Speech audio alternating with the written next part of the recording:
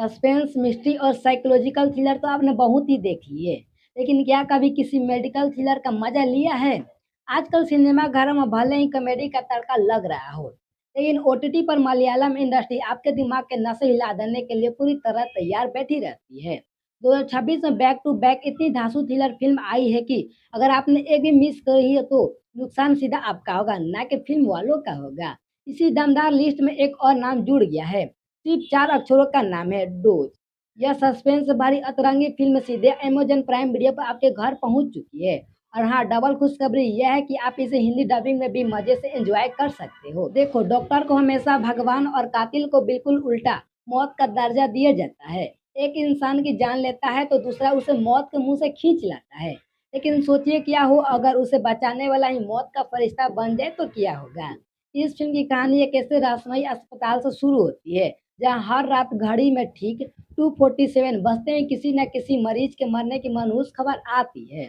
वैसे तो यहाँ का डॉक्टर एक जीनियस इंसान है जो अपने मरीजों के लिए मौत से भिड़ने को तैयार रहता है। लेकिन तमाम कोशिशों के बावजूद हर रात 2:47 पर उसी के एक मरीज की लाश बीत जाती है।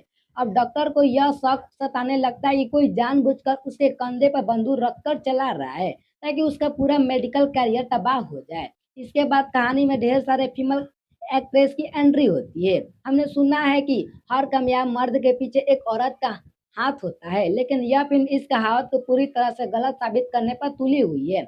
इस फ़िल्म में एक भी औरत या लड़की आपको शरीफ नहीं मिलेंगी, फिर चाहे वह खुद डॉक्टर हो, डॉक्टर की पत्नी हो या फिर वो नर्स जिसका किसी डॉक्टर के साथ चक्कर चल रहा है। अब जब अस्पताल में रोज़ एक ही वक़्त पर लाश का ढेर लगेगा तो पुलिस की एंट्री होगा ही ना। और यहीं से शुरुआत होती है एक नॉर्मल कहानी के मेडिकल थ्रिलर बनने की। असली कातिल कौन है और मेकर्स किसे कातिल दिखाकर आपको चकमा दे रहे हैं, यह गेम आपको उलझाए रखेगा। फ़िल्म का फर्स्ट हाफ आपका दिमाग कन्फ्यूज़ करने में लगा रहता है, लेकिन सेकंड हाफ पुलिस के आते ही एक-एक करके हर किरदार का काला सच बाहर आने लगता है। सच सामने आने के इस तरीके में आपका मिस्ट्री, सस्पेंस और धोखे का असली स्वाद मिलेगा। मैं सीधा बता दूँ, इस फ़िल्म से किसी मास्टरपीस वाली उम्मीदें मत रखना। सब्जेक्ट एकदम नया है और कुछ अलग करने की कोशिश की गई है, इसलिए पहली बार में सब कुछ परफेक्ट थोड़ी होता है। हाँ, लेकिन क्लाइमेक्स में सच और झूठ का फैसला मिटाने के लिए भाई साहब इतने सारे घुमावदार ट्विस्ट ठूँसे गए हैं कि आपका दिमाग चकरा जाएगा। ए से बी, बी से सी और कहानी को खींचते-खींचते जेड तक ले जाते हैं और फिर पता चलता है कि इसके अंदर भी एक और ट्विस्ट छिपा बैठा हुआ है। मेकर्स ने सरप्राइज़ को शॉक में बदलने की पूरी कोशिश की है, लेकिन सबसे बड़ी गलती यही हो गई कि एक मेडिकल थ्रिलर होने के बावजूद इसमें मेडिकल साइंस की भी बारीकियों की गहराई से इस्तेमाल नहीं की गया है।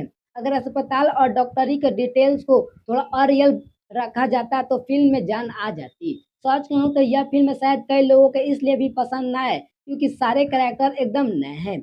अगर इसी कहानी में आपका कोई फ़ेवरेट सुपरस्टार होता तो शायद आप इसके फैन बन जाते। वैसे भी अपना बॉलीवुड आजकल सिर्फ़ रीमेक और पुरानी फ्रैंचाइज़ीज़ के भरोसे जेब भर रहा है। नए आइडिया पर रिस्क कौन ले रहा है? कुल मिलाकर मुझे यह फ़िल्म ठीक-ठाक लगी। अगर आप बहुत फ़िल्म देखते हो तो शायद आखिर क्लाइमेक्स इसका प्रेडिक्ट कर लो, लेकिन जो रेगुलर दर्शक है उनके लिए यह 2 घंटे एक बढ़िया एंटरटेनमेंट हो सकता है।